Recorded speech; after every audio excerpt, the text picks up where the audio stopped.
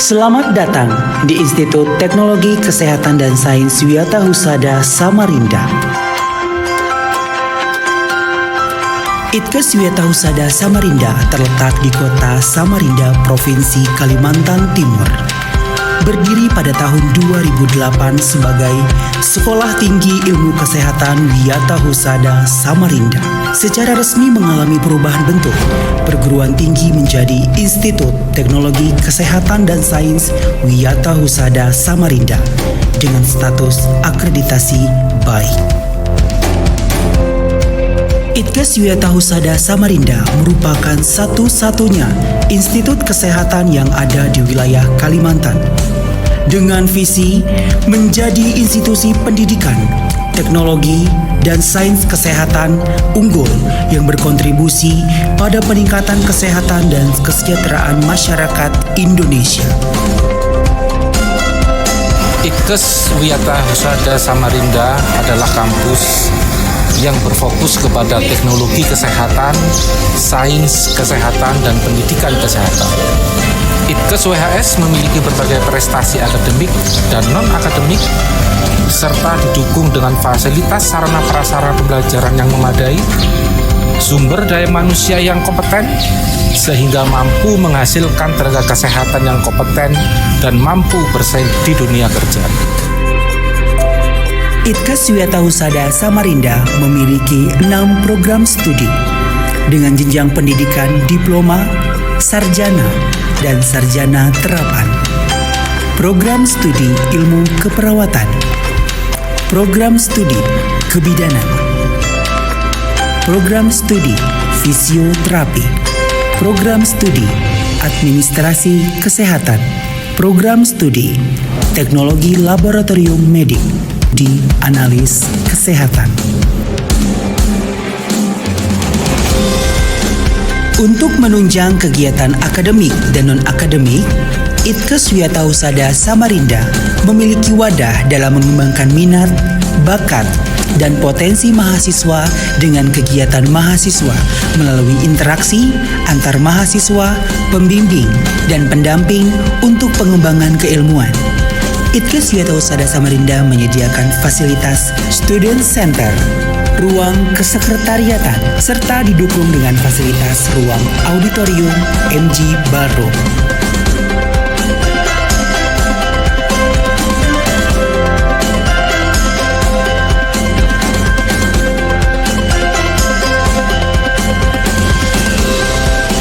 Itkes Wiyata Husada Samarinda menyediakan ruang pembelajaran yang kondusif serta nyaman dan memberikan penyediaan bahan referensi ilmiah dan buku-buku pembelajaran yang dapat diakses di perpustakaan baik secara cetak maupun online.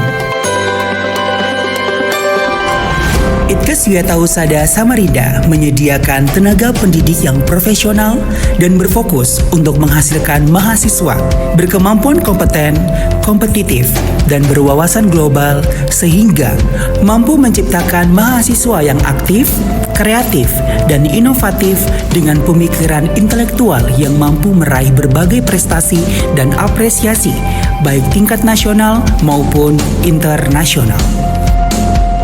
Hai, saya Hendro Adi Pratama, mahasiswa ilmu keperawatan Itkes Wiyata Husada Samarinda. Berbicara mengenai prestasi yang telah saya capai di awal tahun 2020, saya berhasil mewakili kampus di kancah internasional dalam kegiatan Leader Exchange di Korea Selatan. Dalam prestasi yang saya capai, Itkes Wiyata Husada Samarinda sangat mensupport kegiatan mahasiswa yang sangat positif. Halo, perkenalkan nama saya Yulita Safira Hurai, saya dari mahasiswa Prodi S1 Fisioterapi.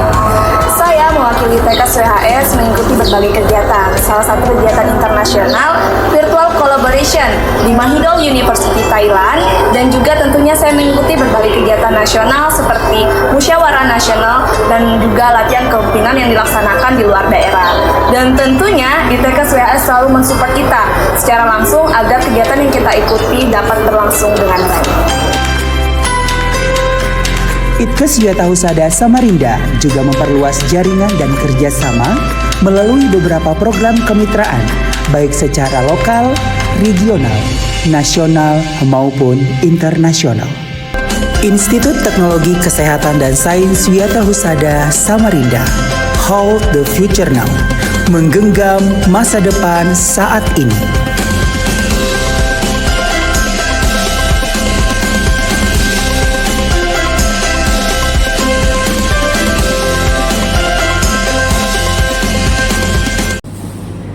Assalamualaikum warahmatullahi wabarakatuh. Selamat pagi. Perkenalkan, nama saya Eka Jayanti.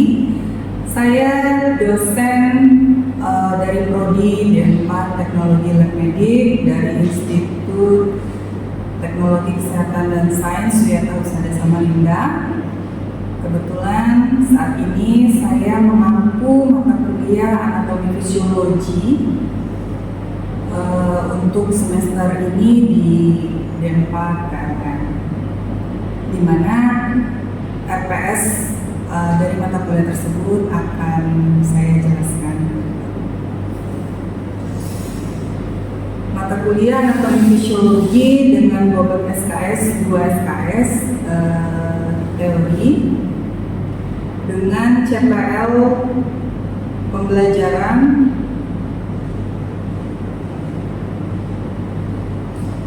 yang pertama, menguasai konsep teori anatomi fisiologi dan pemanfaatannya sebagai fundamental sains pendidikan dasar pada analisis kesehatan, kemudian menguasai konsep teoritis anatomi fisiologi dalam merumuskan program yang tepat dan efektif guna memecahkan permasalahan iptek terkait dengan dasar-dasar anatomi fisiologi.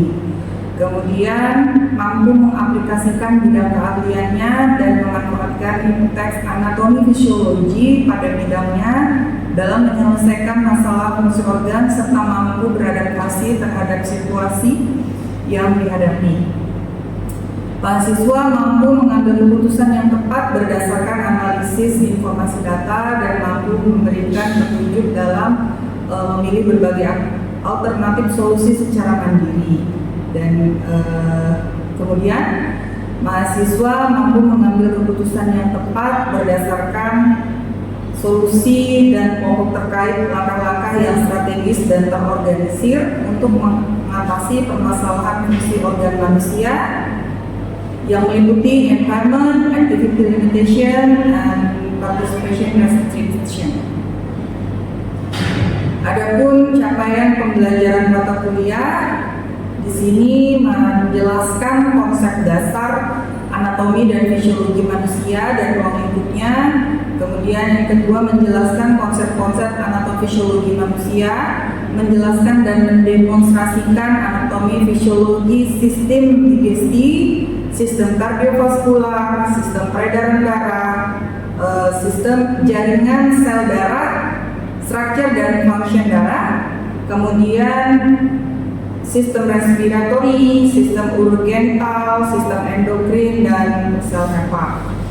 Jadi deskripsi singkat mata kuliah ini, mata kuliah anatomi fisiologi ini merupakan mata kuliah wajib bagi mahasiswa D4 Medical Laboratorium Technology Lab untuk diambil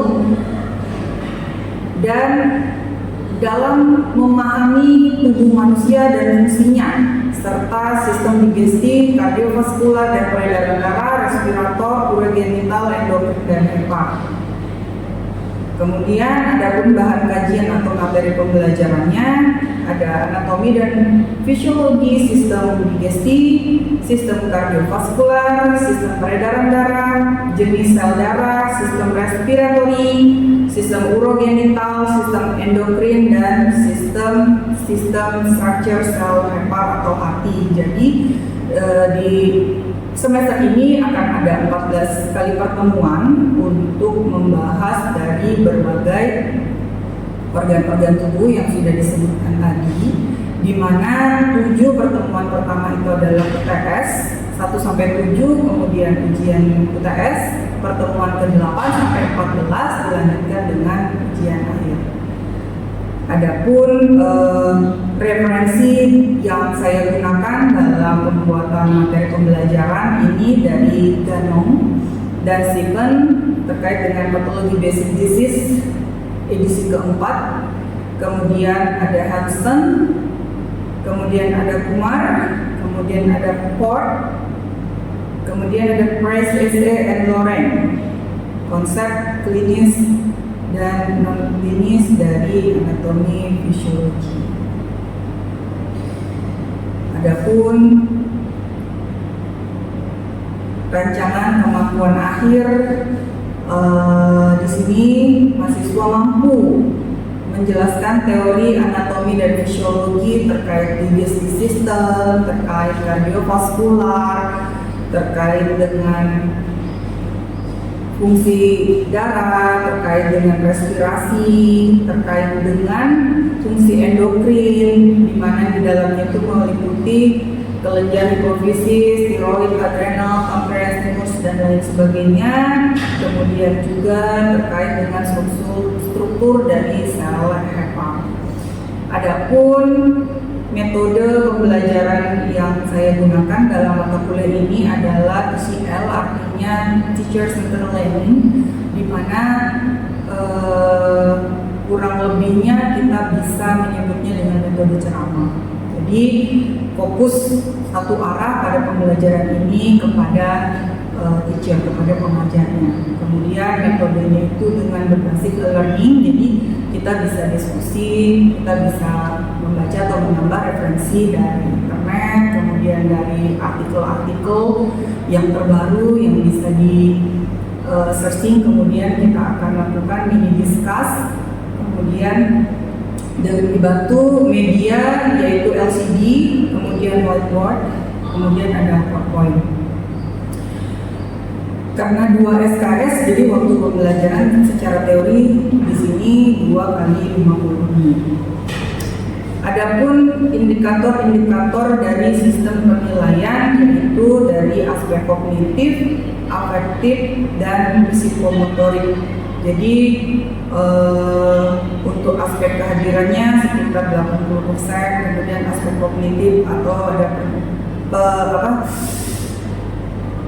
penjawaban atau Q&A sebesar 10%, kemudian penguasaan materi, kemudian keaktifan siswa dan presentasi. Demikian penjelasan RPS terkait dengan mata kuliah atau mata pembelajaran anatomi fisiologi di semester ini.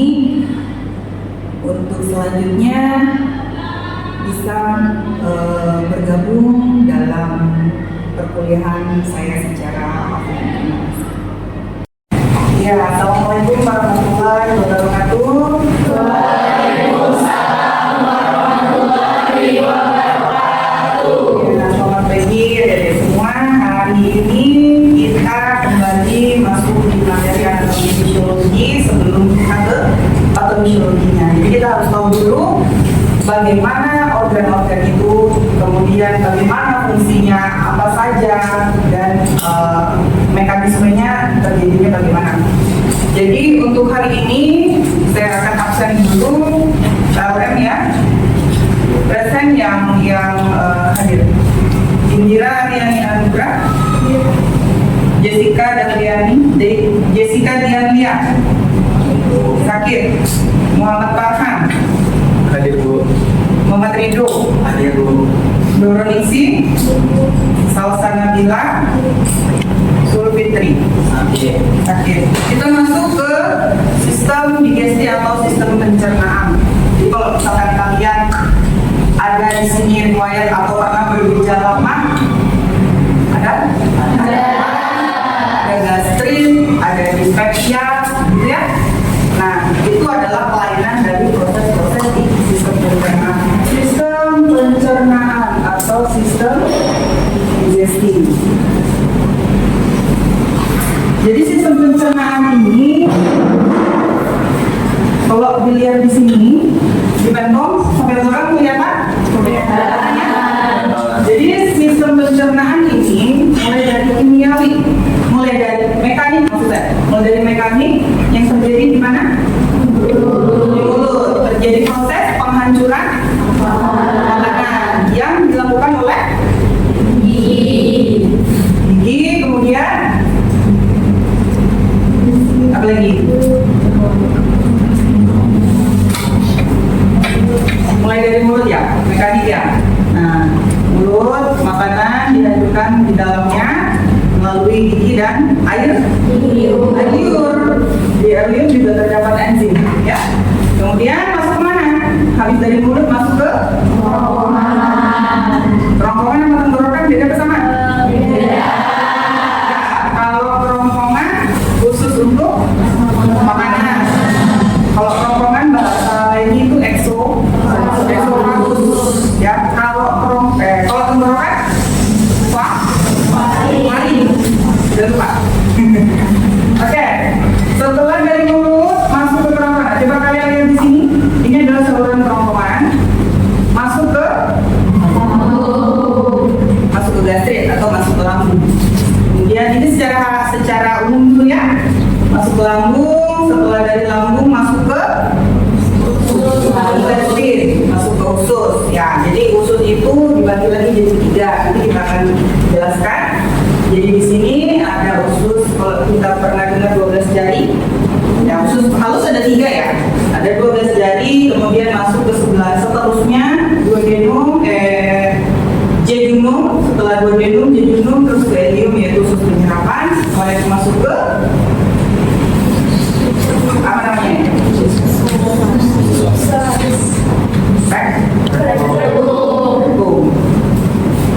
Oke, intestinum crassum atau rectum, kemudian ke anus.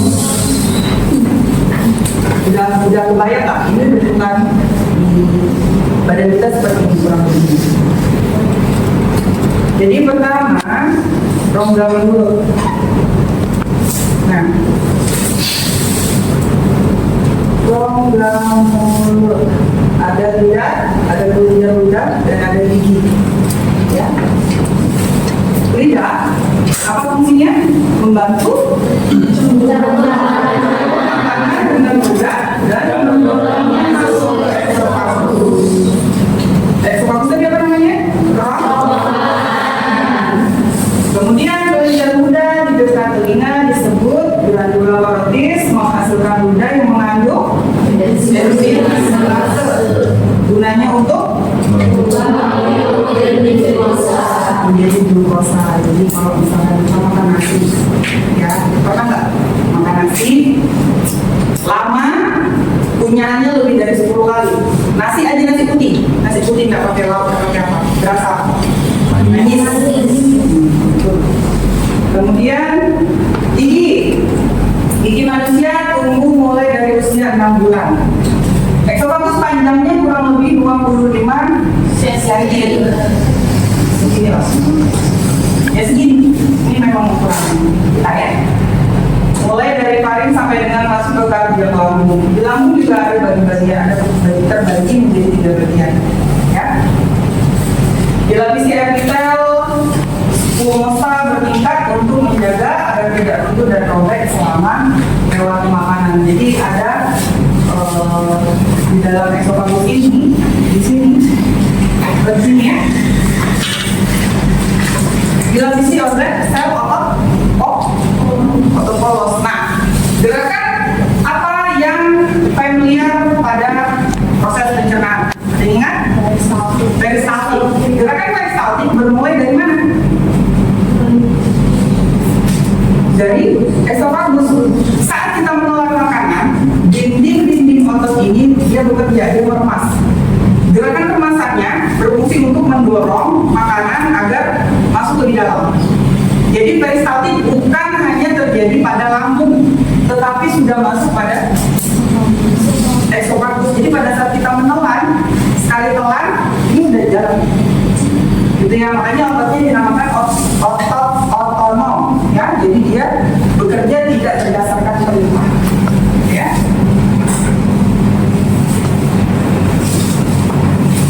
Jadi kerongkongan berotot yang dilalui sewaktu makanan mengalir dari mulut ke dalam lambung atau ventriculus dengan panjang sekitar 20 sampai 25 cm.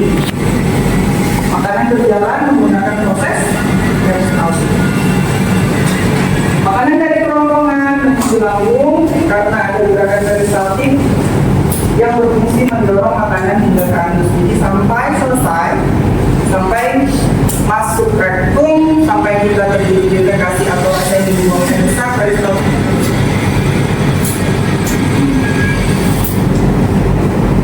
kemudian ini setelah dari esofagus masuk ke lambung ya atau ke gaster. Di lambung ada apa saja? Lambung ini ya terletak di antara esofagus dan usus halus ya. Sebelah kiri abdomen di bawah diafragma, jadi sebelah kiri kanan. Lambung letaknya di sebelah kiri ya. Tempat menyimpan makanan, tempat mencampur makanan dengan lambung atau timus. Kalau di sini pernah ada yang muntah, terus keluar makanan dari lambung, bentukannya sudah halus, asam. Nah, itu ada campuran timus, campuran enzim pepsin, campuran HCl yang sudah ada di dalam dasar ini ya, di dalam lambung. Jadi fungsinya lagi tempat mengosongkan makanan. Kemudian sudah masuknya sebagian dengan tempat absorpsi alkohol. Jadi bahasa yang ini mencegah masuknya sebagian kuman. Kalian pernah dengar asam lambung atau HCl? Itu salah satu fungsi, bukan salah satu, itu fungsi utamanya adalah membunuh kuman-kuman atau bakteri yang masuk pada saat bersamaan dengan makanan yang kita makan. Ya, makanya di lambung ini dituliskan bahwa mencegah masuknya sebagian kuman. Oke, di jejunum atau di usus kosong, di situ juga terjadi proses sekresi enzim. Jadi di dalamnya ada 3 enzim, enzim maltase, enzim sukrose, dan enzim laktase. Laktase mengubah maltose menjadi glukosa, kemudian yang sukrosa mengubah glukosa menjadi glukosa berglukosa, kemudian laktase berfungsi mengubah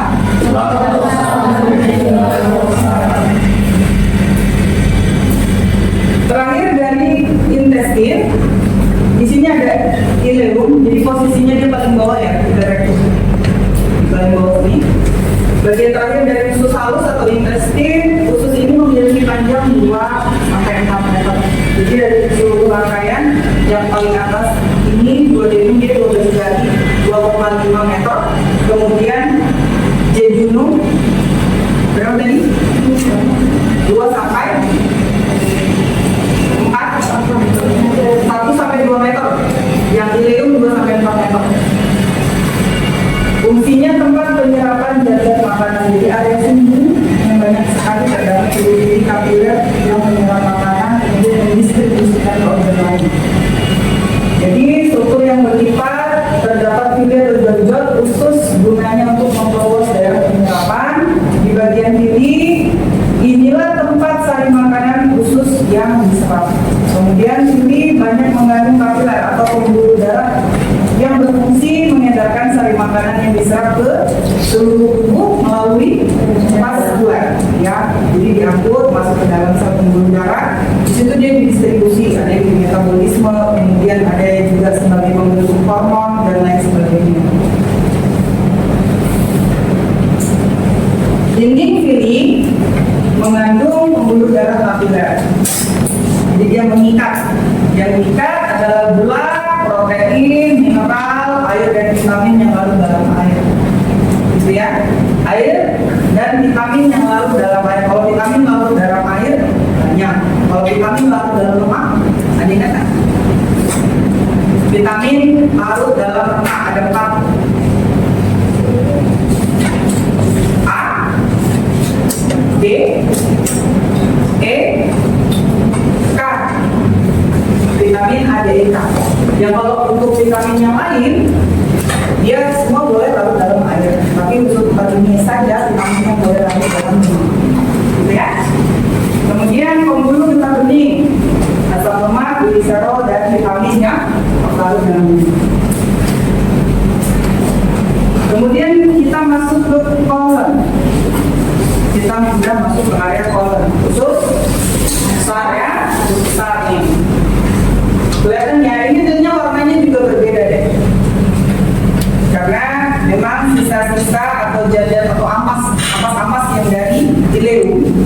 peristaltik didorong tuh masuk ke dalam polos ini.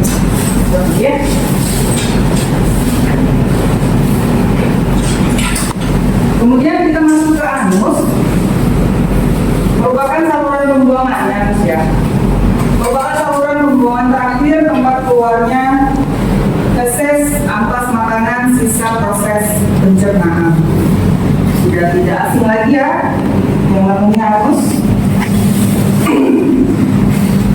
Kemudian feses ditampung terlebih dahulu pada bagian rektum, ini yang tadi kita kembali.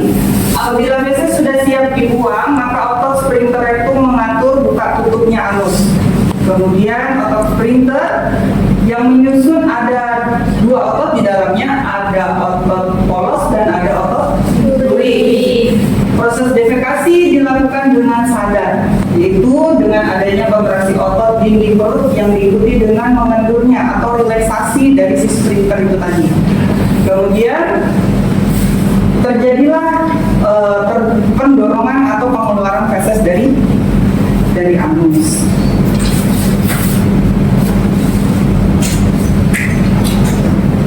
Oke, di sini secara ringkasnya kalian bisa lihat saluran pencernaan pada manusia. Yang pertama, proses mekanis dan kimiawi masuk di rongga mulut. Sini ya. Kemudian eksofagus, dari rongga mulut masuk ke eksofagus terjadi gerakan peristaltik, kemudian masuk atau dicerna di dalam lambung, setelah dari lambung turun ke usus halus atau intestin. Ya, usus halus tadi ada 3, ada 12 jari, jejunum atau usus kosong dan usus penyerapan. Kemudian masuk ke usus besar, terjadi penyerapan air dan pembentukan feses. Setelah itu masuk ke rektum dan didefekasi di anus. Sampai sini paham ya? Jadi ada 1, 2, 3, 4, 5, 6, 7. Ada 7 urutan dalam saluran pencernaan. Oke, baik, itu tadi sistem pencernaan yang nantinya kita akan sambung ke kelainan dari sistem pencernaan yang tadi saya sebutkan di awal. Ya, sampai sini ada yang mau ditanyakan? Cukup? Oke, terima kasih. Kita akhiri. Sampai ketemu minggu depan dengan sistem anatomi fisiologi yang selanjutnya. Assalamualaikum warahmatullahi wabarakatuh.